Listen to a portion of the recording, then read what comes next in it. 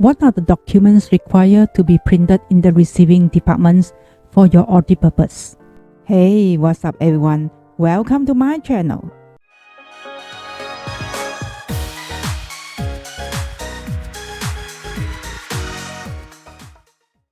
First is your purchase order.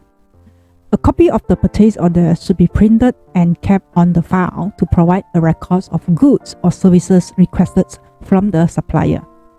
Number second is receipt note. A copy of the receipt note should be printed and kept on the file to provide a record of the good received, including any discrepancy identified during the good receipt process.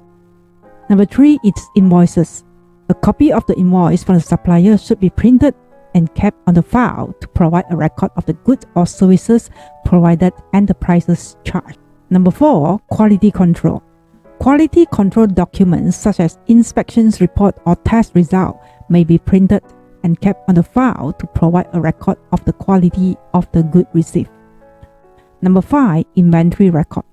Printed copies of inventory records should be kept on the file to provide a record of the goods in the receiving departments and their quantities and locations.